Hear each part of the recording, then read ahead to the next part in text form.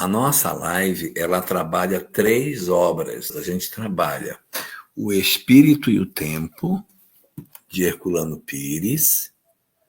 Trabalhamos Afinal, Quem Somos, de Pedro Granja.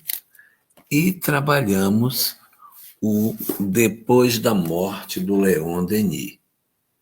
Então, nós vamos trançando essas 3 obras. A cada live, a gente vai pegando pedaços diferentes, porque elas têm muitos momentos de toque. Elas se encontram. Então, a gente está fazendo um estudo único, puxando essas 3, sendo que a nossa espinha dorsal é o Espírito e o Tempo. E em cima do Espírito e o Tempo, a gente sai para o Afinal, Quem Somos e para o Depois da Morte. Então, esses 2 vão sendo estudados. Nesse momento, a gente está fazendo uma pausa no livro O Espírito e o Tempo, porque a gente discutiu muito sobre ele na última das nossas lives, e estamos voltando agora com as reflexões do que existe nessas outras 2 sobre aquilo que, de certa maneira, nós estávamos vendo na última quinzena.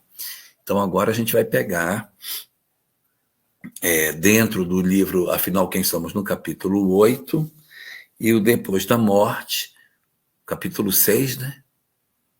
Capítulo 6, para que a gente consiga fazer nessas conexões os extratos mais práticos daquilo que filosoficamente a gente encontrou no livro do Herculano Pires, né? Então é isso que a gente vai trabalhar hoje, e na nossa próxima quinzena a gente vai virando e vai acompanhando de tal maneira que a gente vai patrolando esse conteúdo, juntando as 3 num estudo só. Hoje a gente inaugura, né, Ilahá e Adriano, e todos que nos acompanham, a gente vai entrar no cristianismo, né? A gente vai se colocar ali do lado de Jesus, na instauração da Boa Nova. E por que a gente não juntou, né, e não trouxemos de forma mais antecipada essa temática do cristianismo? Porque o cristianismo, per si, já vale aí inúmeras lives, né?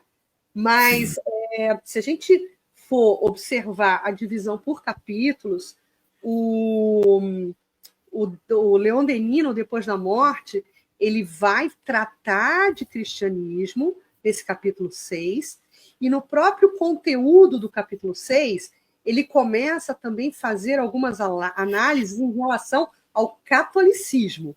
Mas aí o catolicismo, a gente até combinava nos bastidores, né, Ilahá? A gente vai deixar para um próximo encontro nosso, porque a gente não tem pressa, a gente não quer impor pressa. O gostoso desse estudo é a gente poder desdobrar com muito carinho, com muito cuidado, todas essas fases, né, da construção do progresso da humanidade.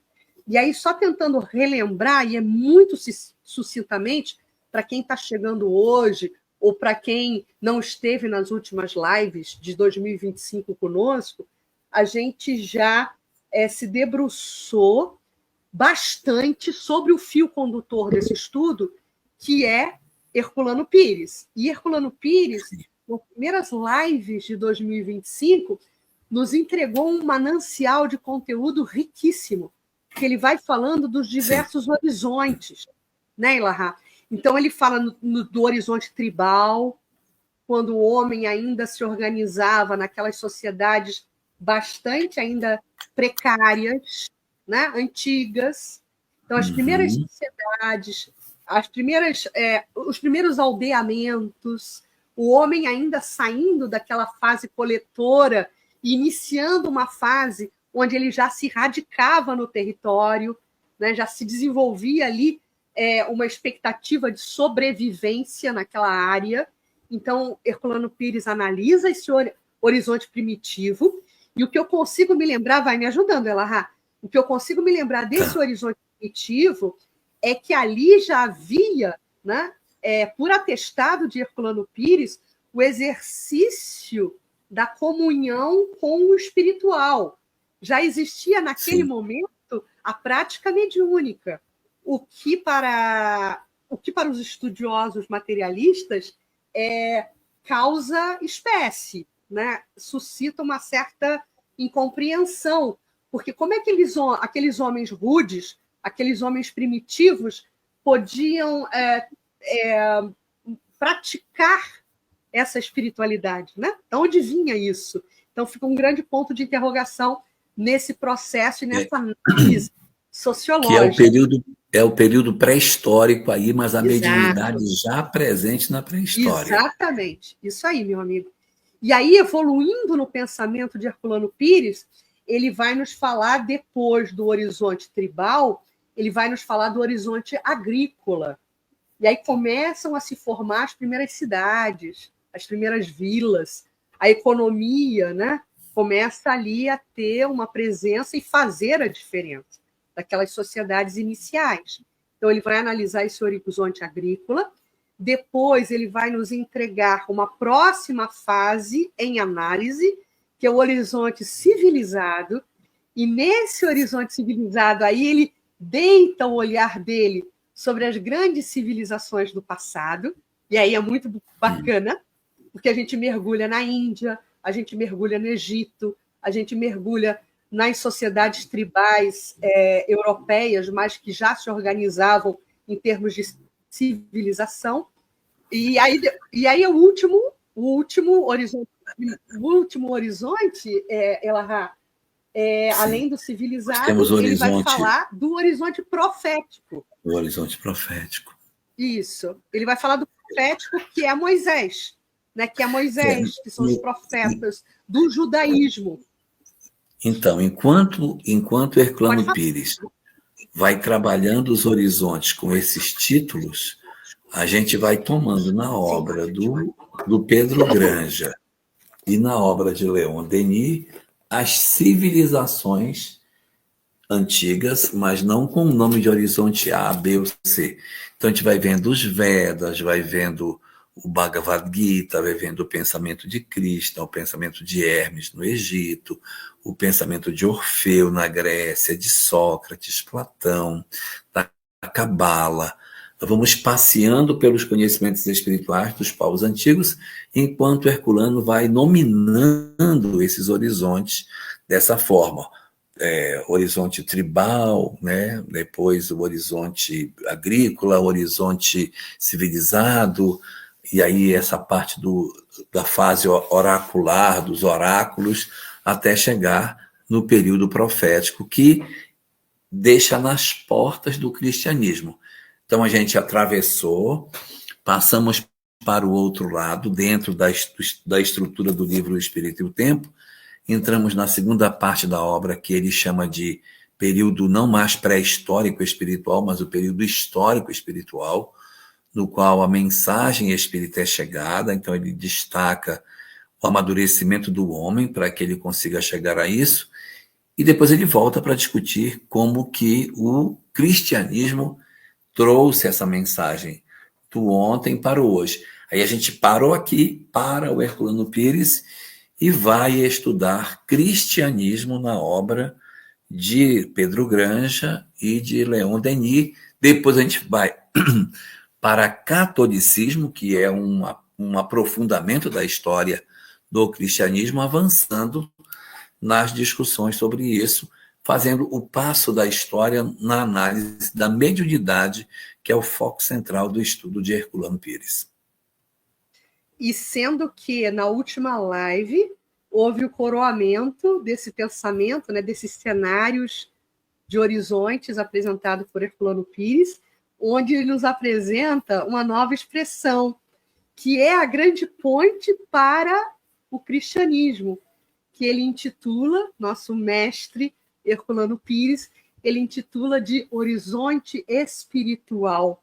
Então, o homem, a partir do exercício da mediunidade e dessa conexão com o alto, através dos profetas, dentro do horizonte profético, dentro de todo aquele arcabouço de fé basilar do judaísmo, a gente vai encontrar ali toda uma argamassa, todo um potencial para a prática, né, Elahá, que ele nos apresenta do horizonte espiritual, dizendo que o homem, mesmo antes da vinda do Cristo, o homem já se encontrava intimamente preparado para a mensagem da Boa Nova.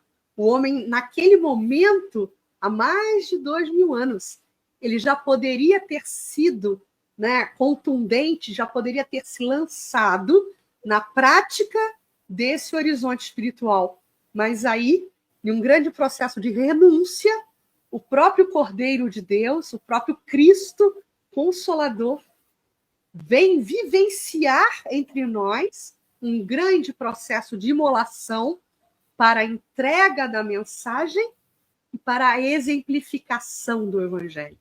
E é isso que a gente vai tratar hoje, Adriano. É isso que a gente fez uma varredura aqui para um resumão, né?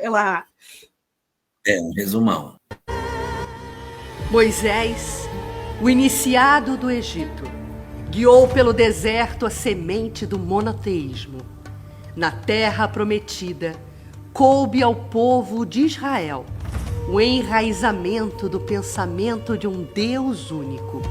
Ele foi protagonista no fulcro inicial para a humanidade, do convencimento da unidade de Deus, cujas consequências ultrapassaram as solidões pedregosas do Sinai, preparando a fusão dos povos em uma família universal, debaixo de um mesmo Pai e sob uma só lei.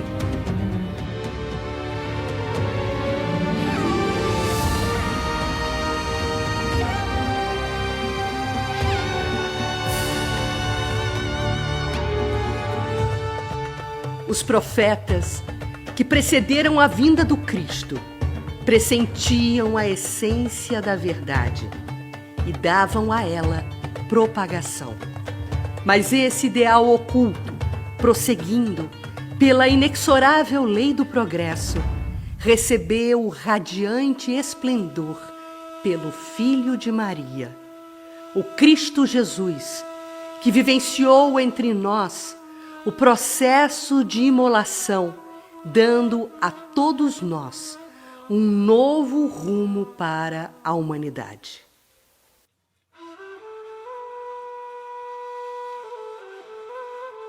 Foi ele o arauto da doutrina do Verbo Divino, a alavanca para o entendimento de nossa filiação divina.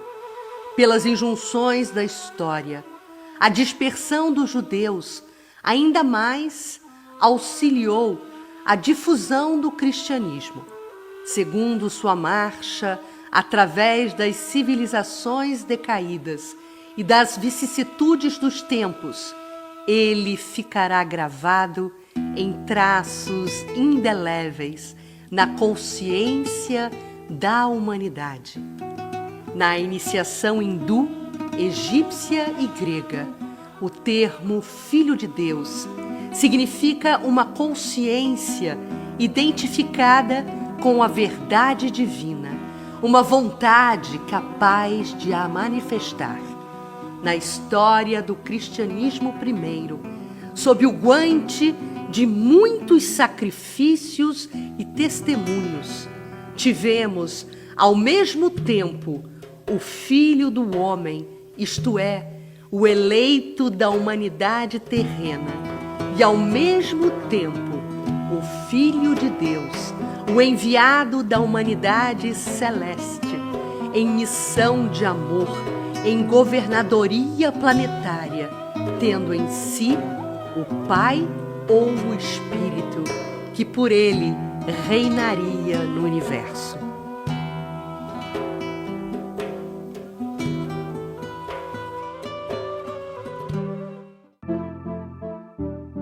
Mas o antagonismo ainda escreve linhas tortas nessa história sublime. À proporção que o poder romano crescia e se estendia, via-se a doutrina secreta recuar, perder a sua autoridade. À proporção que o mundo moderno se entrega ao materialismo, os espíritos, como outrora, também se corrompem. São raros os verdadeiros iniciados. A Índia fica como adormecida num sonho. Extingue-se a lâmpada dos santuários egípcios. E a Grécia, assenhorada pelos retóricos e pelos sofistas, insulta os sábios, proscreve os filósofos, profana os mistérios. Os oráculos ficam mudos. A superstição e a idolatria invadem os templos, e a orgia romana se desencadeia pelo mundo com suas saturnais, sua luxúria desenfreada, seus enebriamentos bestiais. Do alto do Capitólio, a prostituta saciada domina povos e reis. César, imperador e Deus, se entroniza numa apoteose ensanguentada. Um verdadeiro e lamentável atestado de Leon Denis quanto ao Império Romano, traduzido em Império dos Sentidos, que guardou a maioridade terrena, mas não consagrou sua maturidade.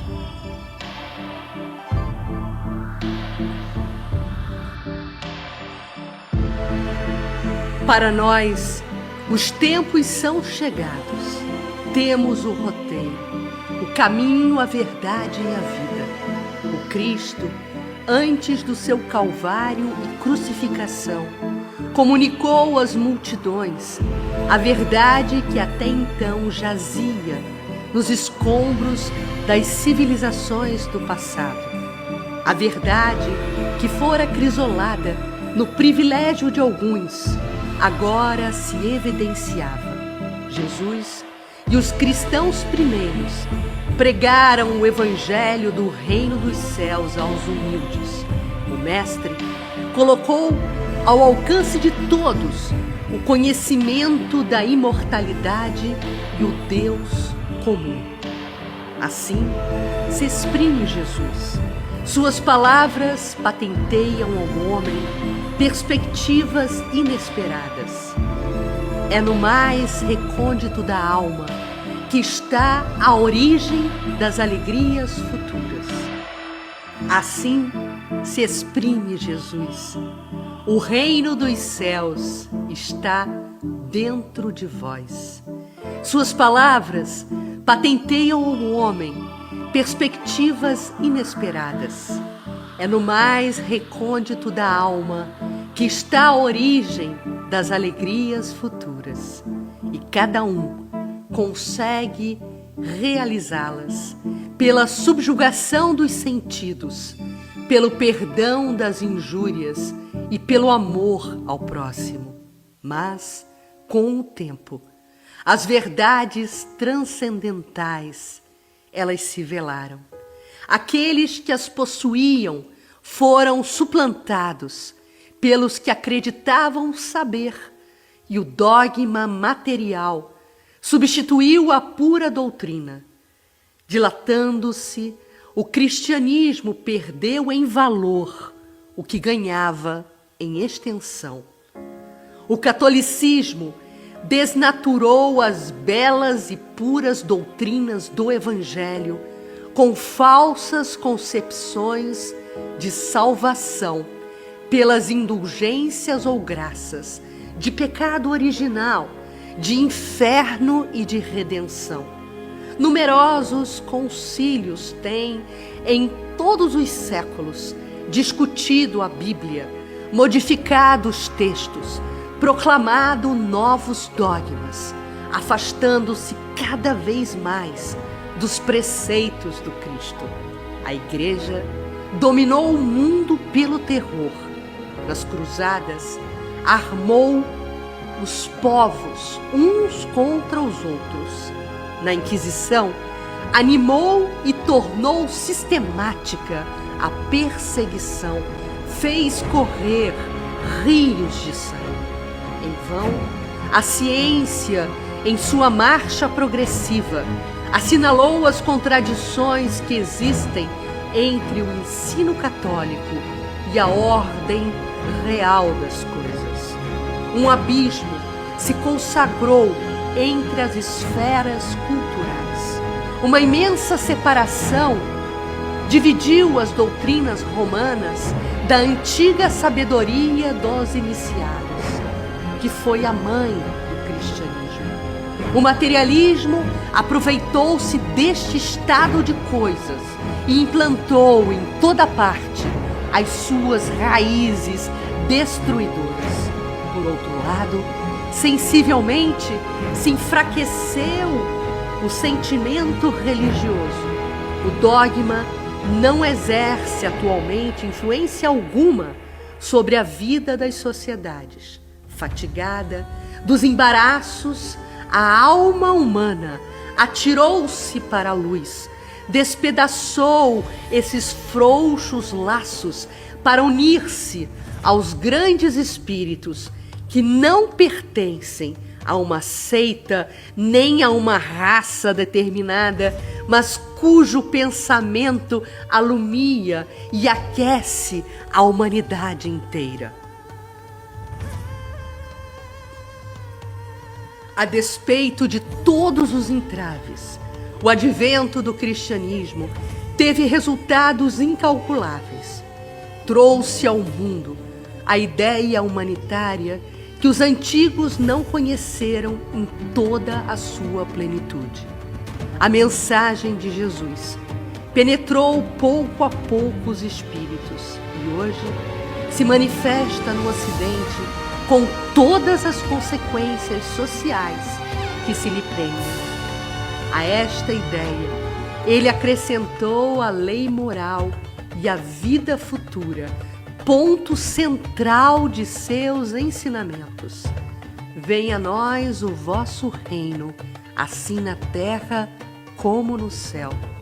O pensamento do Cristo sobrevive ao tempo e aos interesses mundanos. Conceitos libertadores, encharcados de amor, justiça e caridade, que se revela na grande corrente humanitária de Anônimos, a nascente do progresso moral da humanidade está no Calvário, cujo fluxo nos arrasta para um futuro mais de tudo. Depende de nós a instauração do reino de Deus sobre a face da terra. Esse era e é o plano do nosso governador planetário e ele conta conosco.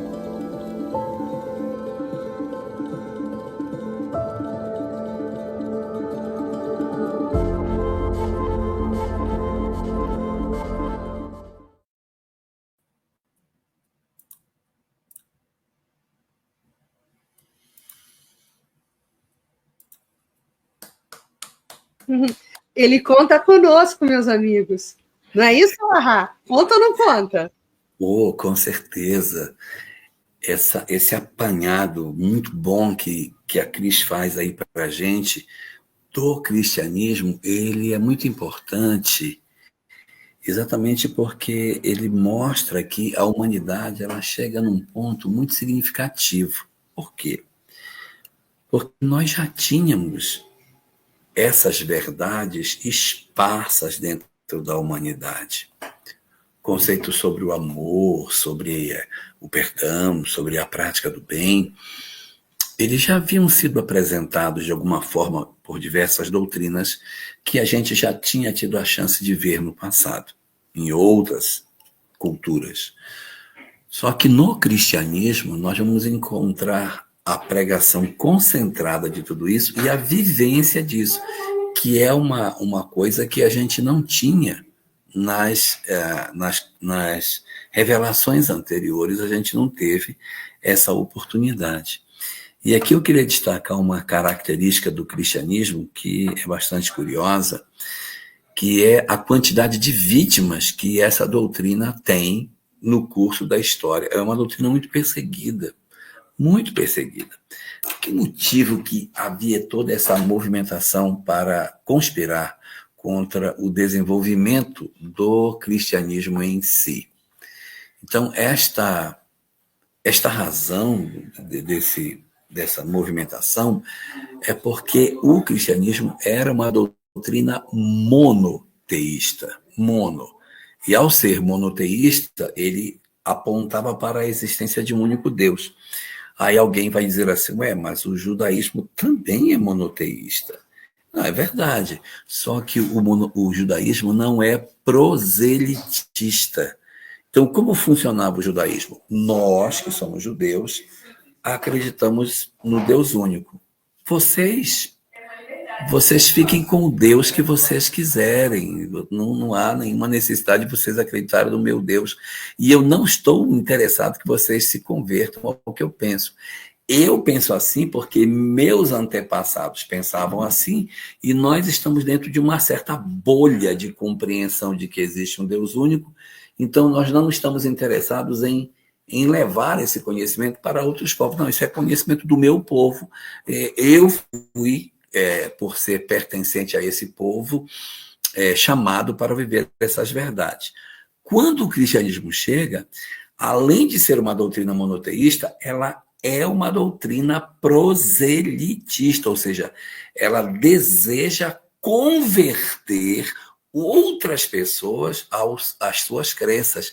É aí que entra a rota de colisão, porque o Império Romano não está disposto a ceder espaço para um outro pensamento. A doutrina cristã, ela é uma doutrina nascida na ralé, ela é uma doutrina surgida entre os miseráveis, entre os pobres. Os primeiros a adotarem essa doutrina são pescadores humildes, são pessoas rejeitadas pela sociedade. É uma doutrina proscrita porque ela vem das camadas mais básicas da sociedade. Quando nós temos uma reunião que Paulo de Tarso participa em Damasco, logo após a sua conversão, Ananias o leva para essa reunião. Ele chega lá, ele começa a ver e diz, todo mundo é pobre e miserável, não tem ninguém ali que tenha autoridade, que tenha culto, que seja culto, que tenha dinheiro, só tem pobre. E ele diz, meu Deus, mas era uma reunião de pessoas simplérrimas, é um grupo de pessoas nascidas das camadas mais baixas da sociedade. Mas eles tinham uma intensidade de amor impressionante, embora fossem um grupo muito básico. Então, essa doutrina, como ela vem das camadas mais rejeitadas da sociedade, há um preconceito muito grande em se ser cristão, porque, de certa maneira, é um apontamento de que você pertence às camadas mais baixas ou que você valoriza essas camadas mais baixas. Então, o cristianismo ele entra em rota de colisão com o Império Romano fundamentalmente por 3 grandes razões. A primeira delas é a ideia de um Deus único, quer dizer, ele traz a ideia de um Deus único, o que colide com o Deus que estava, os deuses do Olimpo. Então, Zeus, Artemis, Apolo, todos são retirados do panteão para colocar um único Deus. E isso é uma ofensa muito grande, a desconsideração dos nossos deuses. Não pode. Isso é o primeiro. Segundo, só tem um Deus, então, portanto, o imperador também não é Deus. Então, como pode alguém dizer que o imperador não é Deus? Se ao longo de tantos séculos o imperador foi divinizado, foi idolatrado. Não, ele não é, ele é uma pessoa. E a terceira, que talvez seja a mais crítica de todas, é o cristianismo dizer que todo mundo é igual. Romanos e não romanos possuem o mesmo valor nessa sociedade. Então, esses 3 elementos, eles produziram um aspecto de combustão muito grande, e essa doutrina ela tinha que ser apagada. Ela queria se expandir, querendo dizer que todo mundo no império era igual, ou seja, isso conspirava contra a própria estrutura hierarquizada, escravocrata do Império Romano. Então, esses ingredientes promovem uma onda de perseguições desde o surgimento do cristianismo. Ele já nasce como uma doutrina fadada à morte, exatamente por isso. Agora, só para fechar meu comentário, por que não morreu? Porque pregava a liberdade, ensinava as pessoas a sonhar.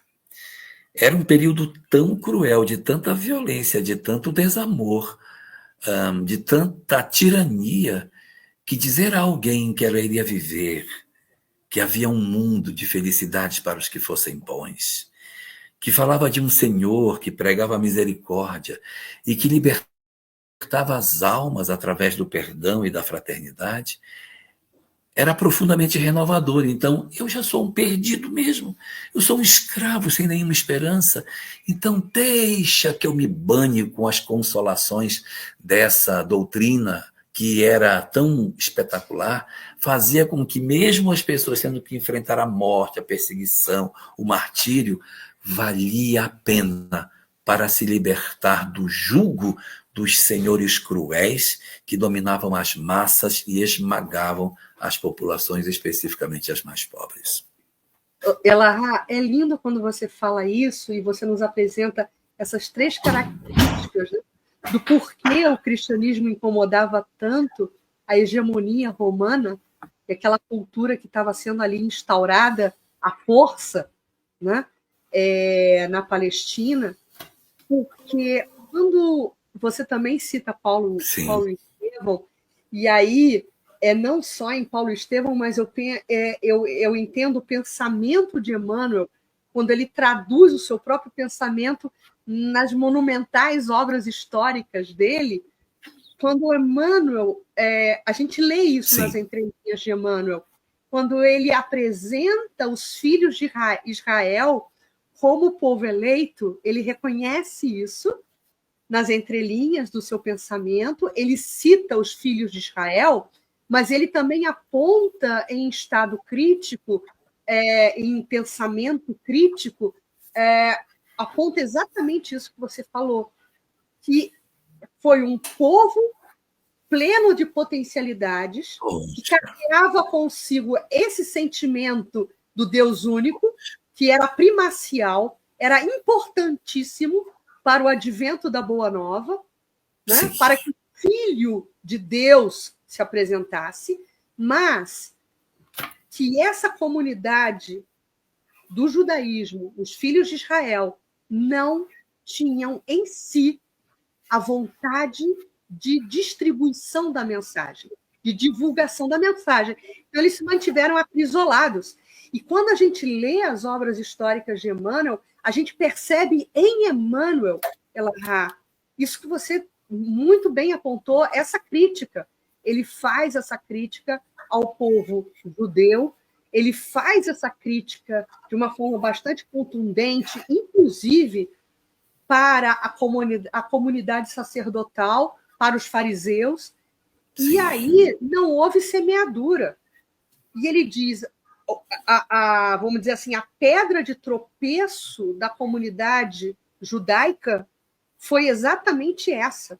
Eles detinham a verdade, né? Essa verdade que vai se construindo ao longo do tempo, né? Nós vimos nessa varredura, né?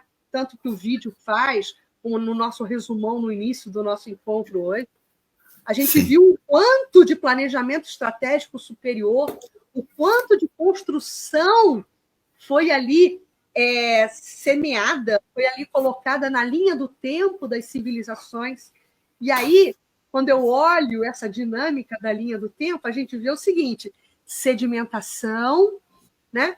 As civilizações antigas, o hinduísmo, os egípcios, nesse processo de sedimentação dessa ideia de filiação divina, né? Dessa doutrina verdade.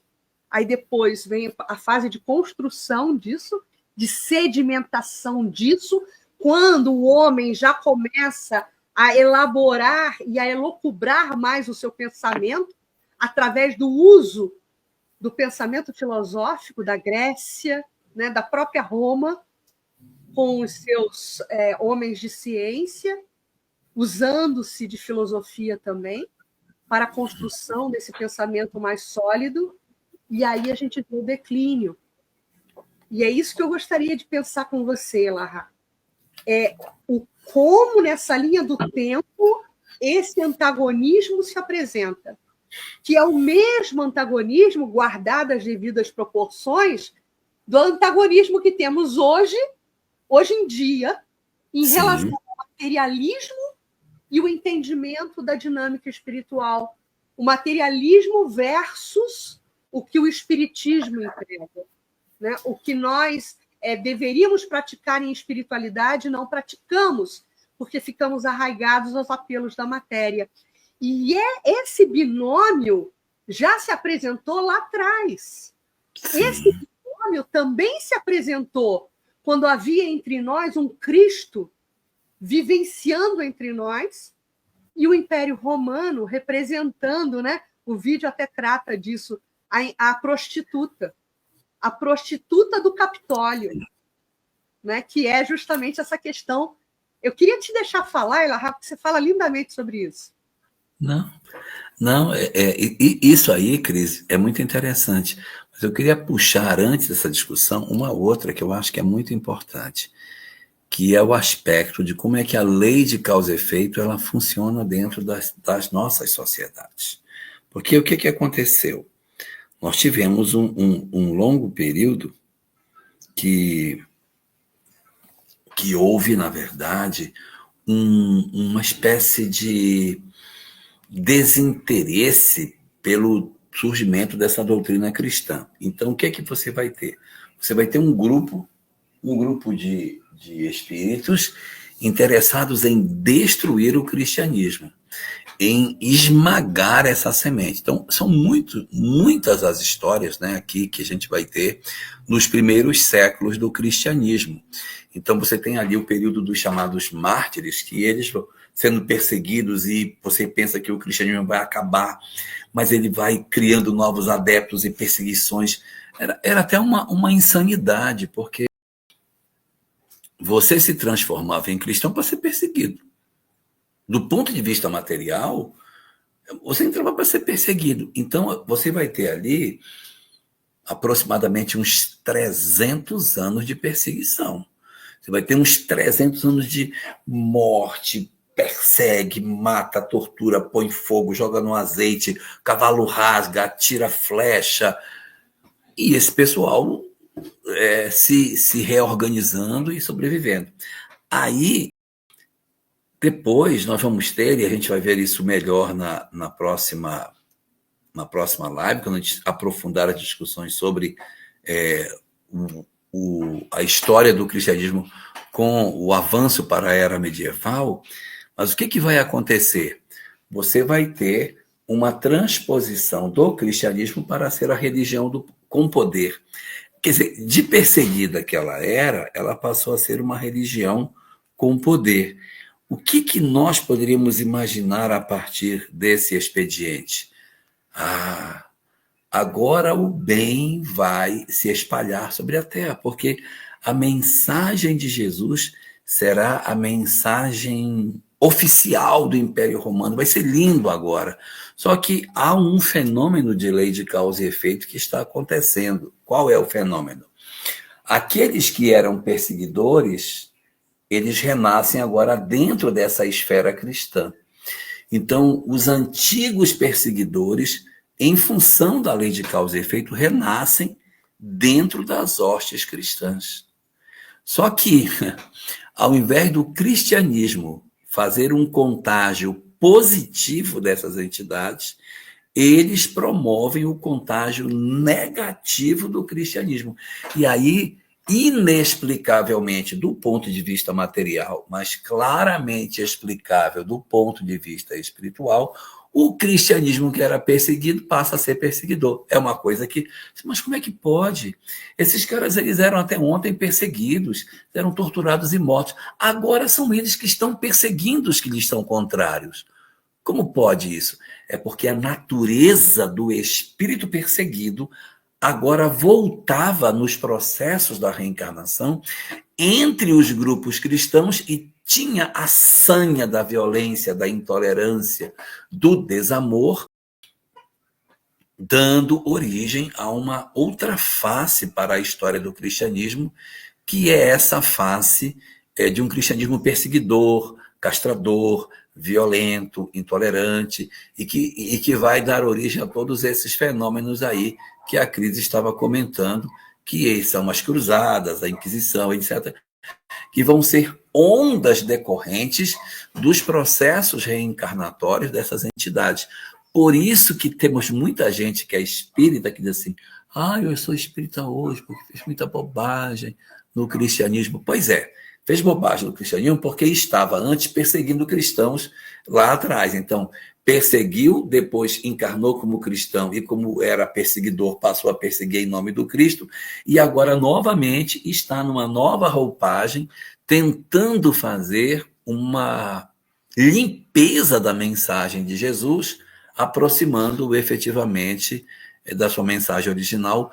Por isso, nos dias de hoje, com tanto materialismo, com tanta coisa, nós temos esse grupo de companheiros envolvidos insistentemente no propósito de divulgação da mensagem original, que, de certa maneira, ficou como que soterrada debaixo de um conjunto de práticas exteriores e de equívocos que nós mesmos cultivamos dentro da história do cristianismo. Eu acho que deu uma travada. Para mim, ele está totalmente travado. Não é isso, Adriano?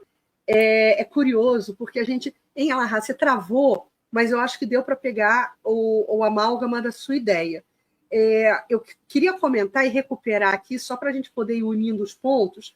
A gente vem falando, ao longo dos nossos encontros, o tempo todo, desde o ano passado, na doutrina secreta.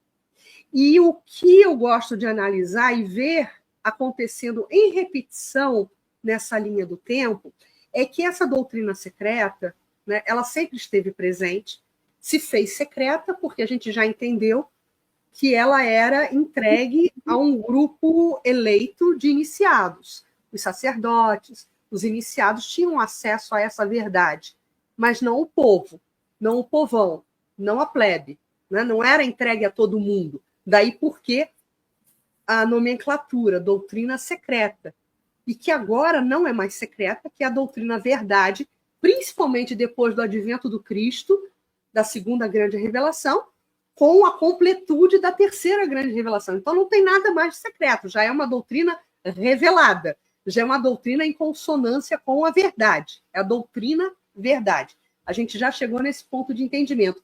Agora, se a gente volta no tempo, e a gente vai ver e a poder atestar os comportamentos cíclicos do homem, e a gente vai ver que, apesar dessa doutrina verdade ter estado presente o tempo todo na história da humanidade, sempre há momentos de rupturas, sempre há momentos de abalos, sempre há momentos de abismos, onde a sanha do poder entra em ação, onde o poder entra em ação, onde a junção do entendimento da religiosidade, onde o exercício da fé é acrisolado dentro de uma igreja.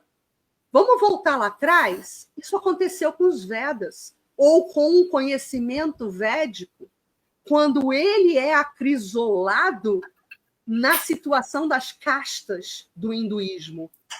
Né? Ali, um abismo.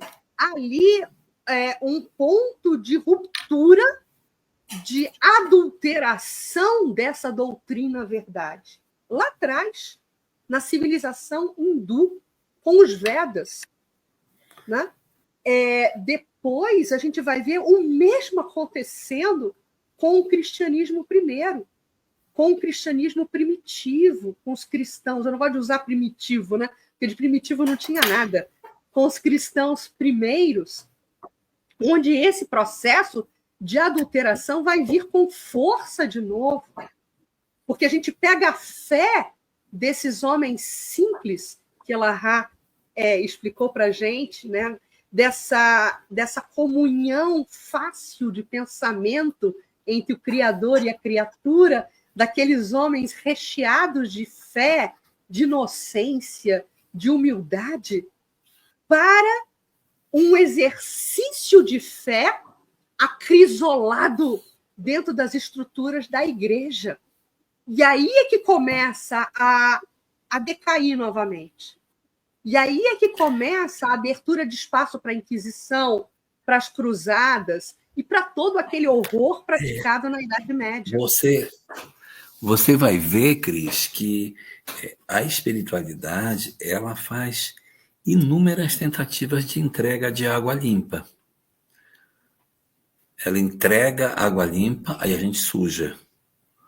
Aí entrega água limpa, a gente suja. E assim vai. Nós vamos entregando água limpa, eles vão nos entregando água limpa e a gente vai sujando. E é muito curioso, porque o Krishna falava sobre isso. Nós temos um versículo no Bhagavad Gita em que ele trata dessa questão.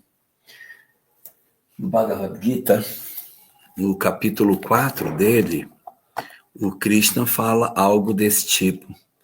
Porque ele diz o seguinte no capítulo 4, nos versículos 7 e 8. Ele diz que todas as vezes que o materialismo quisesse apagar as ideias da espiritualidade e que o erro quisesse se impor sobre a mentira e que as trevas tentassem vencer a luz, o bem retornaria. E aí ele diz assim, todas as vezes que isso acontecer, eu renascerei entre os homens. Aqui, ó. Eu vou ler. Sempre que o mundo declina em virtude e justiça, sempre que imperam o vício e a injustiça, venho eu, o Senhor, e apareço no meu mundo em forma visível, nascendo e vivendo como homem entre os homens. A minha influência e doutrina destroem o mal e a injustiça, restabelecem a virtude e a justiça. 1000 vezes já apareci assim, e muitas vezes aparecerei ainda. Então ele está falando que existe da parte da espiritualidade um elenco de espíritos ligados a essa hoste mais alta, Adriano, que faz o quê? Identifica, olha, houve uma queda, o mal está querendo sobrepor o bem, nós precisamos restaurar o bem, nós precisamos recolocar as coisas nos seus devidos lugares. Então, nós vamos renascer para limpar as trevas, né? Para fazer esse processo de melhoria que precisa ser feito. E aqui no Evangelho, segundo o Espiritismo, no prefácio, no 2º parágrafo, diz assim: eu vos digo em verdade que são chegados os tempos em que todas as coisas devem ser restabelecidas no seu verdadeiro sentido. Então elas estavam corrompidas. Para dissipar as trevas, o Krishna fala de trevas lá. Para confundir os orgulhosos e glorificar os justos, que é fazer a justiça. Em algumas traduções do Bhagavad Gita, eu tenho aqui em Esperanto, ele fala para glorificar os justos. E essa frase aparece aqui no prefácio do Evangelho segundo o Espiritismo. Ou seja, essas ondas de restauro, elas estão previstas pelo governador planetário no processo de reorganização do orbe sempre que tem um declínio. Então, quando ocorre um declínio, uma revelação vem e empurra para cima de volta. São diversas vezes que isso aconteceu. O advento do Cristo é um desses episódios, e o advento do Espiritismo é também, porque o materialismo estava dominando o pensamento humano. Então, nós temos aqui o cristianismo como sendo a resposta dos céus a um período de muito desequilíbrio, como estava mostrando a Cris no vídeo, né? Fala-se que a gente mede uma civilização por duas coisas: arte e comportamento sexual.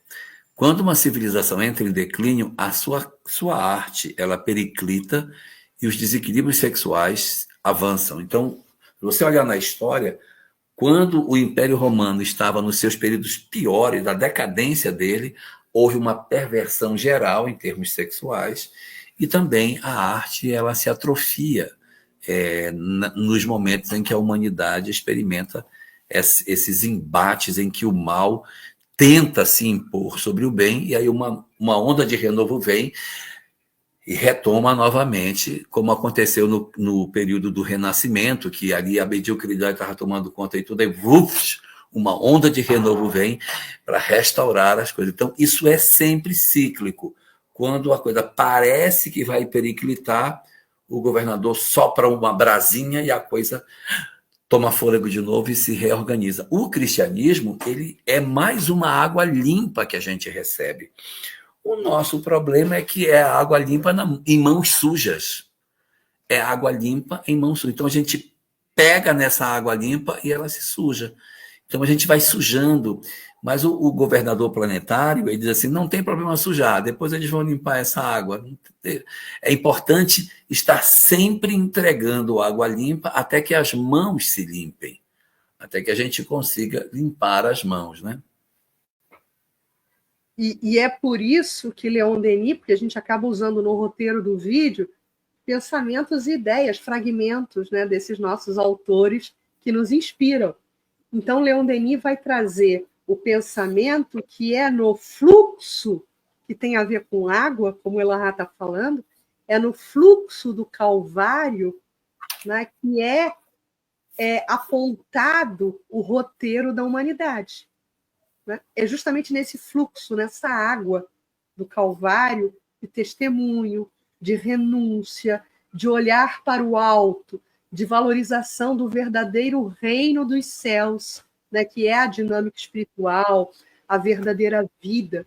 Né? O ponto central do ensinamento do Cristo, além dele ter inaugurado nesse momento de Boa Nova um momento de restauro, como ela está explicando, o ponto central do cristianismo e da mensagem do Cristo, né? Aquele tradutor do pensamento divino, aquele mensageiro de Deus, cordeiro, inclusive, de Deus, cordeiro por conta dessa ilação com a tradição judaica da imolação. Né? Ele se acertou, ele se imolou, ele veio, minha gente, em um grande, assim, incomensurável processo de renúncia. Imaginem vocês o espírito crístico vivenciar entre nós, né? Estar conosco no caminho. Sem necessidade. Exatamente, perfeito, sem necessidade. Porque até aquele momento já tinha sido entregue tudo que se fazia necessário para esse horizonte espiritual do homem. Abrimos a live de hoje falando isso. Mas houve esse momento de ruptura, houve esse momento de adulteração. O Império Romano, a partir da sua sanha de poder, colocou os valores espirituais que até então vinham sendo construídos e praticados pelos primeiros cristãos em xeque. E aí houve a necessidade dessa presença augusta, imperativa no verdadeiro valor da palavra, a presença imperativa, a presença imperiosa de autoridade, de estatura moral do mestre, para novamente colocar a humanidade no seu curso redentor. Literalmente redentor, Cristo redentor. Então é muito bonito quando a gente analisa tudo isso. E aí a gente vê, naquele momento, né, também ali na Palestina, a vigência da cultura romana praticando orgias, endeusamento do deus Baco, né, do vício da bebida, das saturnais, de encontros de calendário, dos bacanais, dos saturnais, encontros marcados no calendário. Hoje nós vamos ir além do limite. Feito convocações para que aqueles grupos sociais fossem além do limite. E aí a gente vê, e eu sempre procuro trazer para a realidade de hoje, o que não é o carnaval. Carnevale. Antes da Páscoa, vive-se a quaresma, né? Mas antes da quaresma, aquele momento de extravasamento dos sentidos, a carne vale, tudo que é carne vale. Então, vamos praticar os apelos da carne, vamos praticar sexualidade, vamos praticar sensualidade. E o mundo moderno acaba reproduzindo os Saturnais de Roma. Nem se dá conta. Depois, fingir que nada aconteceu, aí agora eu viro a página e começo de novo a minha campanha para virar santo. Né? Porque aí depois do carnaval vira todo mundo santo de novo, buscando galgar, né, esse caminho em relação a Deus e a Jesus. Né? O comportamento do homem é muito curioso, né? E é cíclico, é muito curioso. É muito interessante quando a gente olha a história da humanidade por essa visão, porque isso nos dá um alento muito grande, porque a gente percebe assim, observa, todas as vezes que o cristianismo, ou melhor, que a história da humanidade está entrando em crise, o governador joga uma boia. Está se afogando, pega uma boia. Então a humanidade já deveria ter acabado muitas vezes. Por quê? Porque a gente entra num determinado comportamento, e eu digo para vocês com sinceridade, se eu vivesse na Idade Média, eu diria, este mundo não tem conserto, porque não tem como, a gente não tem, era um círculo vicioso de perturbação e que a gente não iria ter como sair. O mundo medieval é um mundo perdido e cada vez pior. Além de ser perdido, é cada vez pior, porque a tirania, a perversidade, a ignorância, os absurdos cometidos em nome da religião. Eu uma vez, eu não sei nem de onde eu tirei coragem para isso, eu visitei uma exposição no Rio de Janeiro aí, Cris. Instrumento de tortura. Eles trouxeram, botaram naquela Biblioteca Nacional uma exposição de instrumentos de tortura. Eu fui lá ver. E eu fiquei pensando que quando a gente fala assim, você vai lá, você vai olhar, e se você pensar, isso aqui foi usado. Teve gente que sentou nessa cadeira de prego. Teve gente que foi esticado nessa roda. Não é só uma ameaça, dizer assim, olha, eu vou montar isso aqui, e se você não se comportar, eu vou mandar você... Não, cara, teve muita gente que foi morto ali. Não era alegoria, né? Não, porque assim...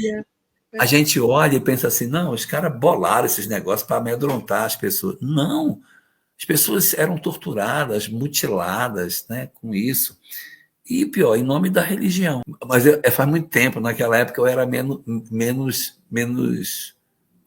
compreendia menos as coisas, sabe? Porque eu fui lá ver. Hoje eu nem iria, eu não quero nem ver isso. Na época eu fui, eu vou dar uma olhada, deve ter uns 30 anos na época. Eu vou lá olhar, vou lá ver. Digo, gente, eu sou doido de ir para um lugar desse, mas tudo bem. O que eu quero dizer é que parece que não tem solução. Aí quando a coisa está assim, que vai afundar de vez, o governador diz, não, eu vou mexer aqui uns negócios, eu já vi que precisa uma intervenção. Então você tem vários momentos na história em que o que parecia perdido tomou um sopro de renovo. E muitos de nós hoje estão vivendo esse processo de dizer assim, cara, agora não tem jeito. Esse período de transição planetária agora vai acabar mesmo. Aí não, o governador tem a rédea na mão. Ele vai mexer alguma coisa, né? Então isso é muito interessante da gente observar, né?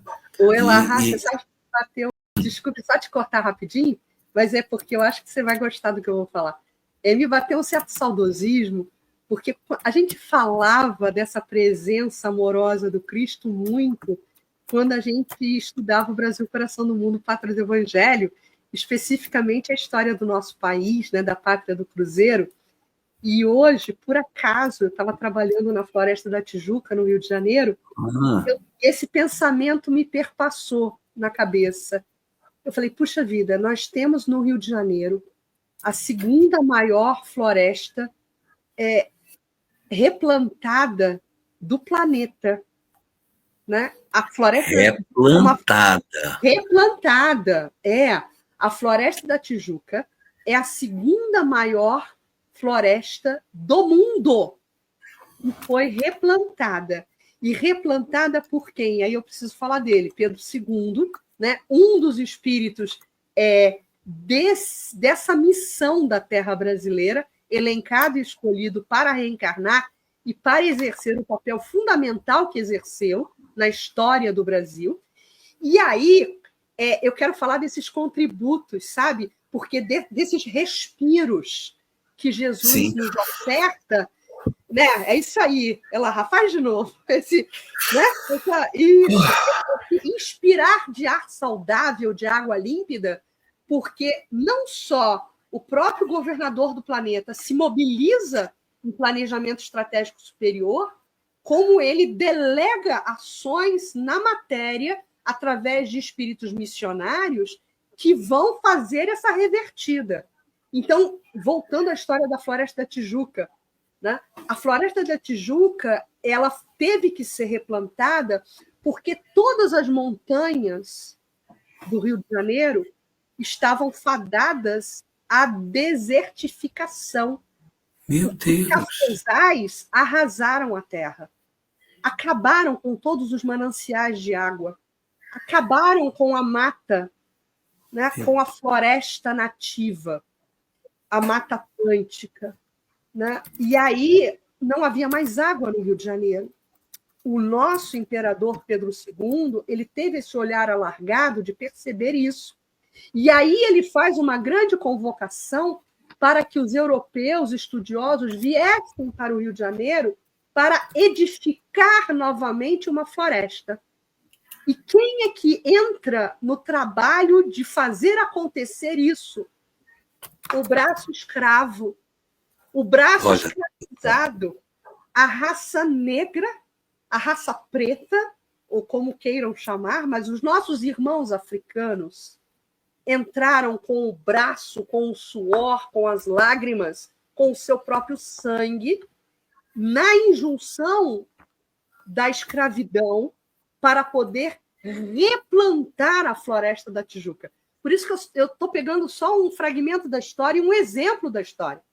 Porque aí Jesus restaura, ele monta de novo o ecossistema da harmonia e do bem, né? E no caso aqui o exemplo é a Floresta da Tijuca, no Rio de Janeiro, utilizando-se dos espíritos missionários, né? Na prática da humildade e na prática do servir. Então, ao longo da história da humanidade, tivemos e temos um grande governador planetário orquestrando lindamente o que precisa ser organizado e espíritos de escola praticando testemunhos. E a gente tem que render homenagem a essas pessoas, a gente tem que, em memória, se lembrar delas. Né? Foi só um exemplozinho para mostrar esse cíclico, né, da humanidade. Por que não pode ser o próprio Jesus que vem dar esse respiro? Porque, na verdade, ele tem uma equipe muito grande de colaboradores. Ele tem uma equipe muito grande. E não é necessário que o governador planetário venha novamente. Né? Nós temos muitas oportunidades de perceber a quantidade significativa de emissários que ele tem. Então, não é necessário que um espírito... Tem que ser ele de novo. Não, manda um emissário para fazer. Tem emissário de todo tipo, para todas as culturas. Então, a gente não pode criar aquela crença de que, não, somente o Cristo planetário é capaz de trazer essa informação para nós. Não. Só que aí é aquela velha história, né? Nós estamos hoje muito mais maduros para fazer esse crescimento. Poxa, é só soprar a brasa, porque a doutrina já foi trazida, sopra a brasa. O espiritismo na verdade... Por que chama espiritismo cristianismo redivivo? Por que tem esse nome? Só se revive o que está morto. Não existe revivescência daquilo que não morreu. E o cristianismo, no século XIX, ele foi profundamente atacado. Por quê? Porque o cristianismo está apoiado em 3 pontos: a existência de Deus, a imortalidade da alma e o amor. Isso, basicamente é isso aqui. A existência de Deus, o materialismo disse que não existia. A imortalidade da alma foi junto com Deus. E o amor foi substituído pelo prazer. Então, os alicerces do cristianismo estavam todos mortos, todos mortos. Então, para que eu pudesse revivecer o cristianismo, eu tinha que restaurar esses 3 pontos. Só que para restaurar esses 3 pontos, eu não posso usar as mesmas armas do cristianismo, porque essas armas foram mortas. Então, a pregação dogmática ela não serviria mais. Eu não poderia usar o mesmo instrumento. Então, para reapresentar Deus ao mundo, eu precisava da lei de causa e efeito. Porque a única forma de provar que existe Deus é pela lei de causa e efeito. Não, o cara sofre por causa disso. Não, isso aqui é por causa... Ah, não, isso é por causa daquilo. Imortalidade da alma você prova com mediunidade. E a importância do amor você prova com a reencarnação, porque não existe sentido de você procurar o amor senão o entendimento de que é através da reencarnação que a gente vai desenvolver isso para alcançar a felicidade. Então, diz Lázaro naquela mensagem do Evangelho, a primeira palavra do alfabeto divino é o amor e a segunda é a reencarnação, que é esse processo de resgate dessa questão. Então, aonde nós vamos encontrar Deus, lei de causa e efeito, mediunidade e reencarnação? Doutrina espírita. Então, ele vai revivecer o cristianismo. Cris, vou te pedir a prece de encerramento, pode ser? Ótimo, vamos sim. Então, a gente vai se envolver, né, se abraçar fluidicamente, nós aqui na tela, né, Elahá, Adriano, esses amigos queridos do chat, e levando agora os nossos pensamentos, buscando mergulhar nesse fluxo d'água límpido. A respeito dele, refletimos no programa de hoje, nas nossas ilações, para pedir ao Mestre que possa nos manter unidos dentro dessa conjuntura de água fresca, que alivia, que dessedenta, que harmoniza. Senhor Jesus, que possamos cumprir com o nosso impositivo reencarnatório da melhor forma possível. Que possamos aurir nessa oportunidade de vida os valores dessa mesma vida, que possamos vivenciá-los, que possamos praticá-los, que possamos ofertá-los, esses valores que nos construirão pessoas melhores, pessoas cujas consciências não latejam quando nos autodenominamos filhos de Deus. Queremos ser, em verdade, filhos de Deus. E para isso existe um impositivo maior do exercício da irmandade, do exercício da fraternidade, do impositivo de fazermos a diferença no mundo a partir das nossas práticas do cotidiano. Auxilia-nos, Senhor, a auxiliar. Auxilia-nos, Senhor, a nos construirmos pessoas melhores. Elementos que, ao mergulharmos nessa água lustral do Evangelho, nessa água que dessedenta, nessa água que edifica, sermos pessoas capazes desse mergulho sem tisnarmos essa própria água. Senhor, esteja conosco,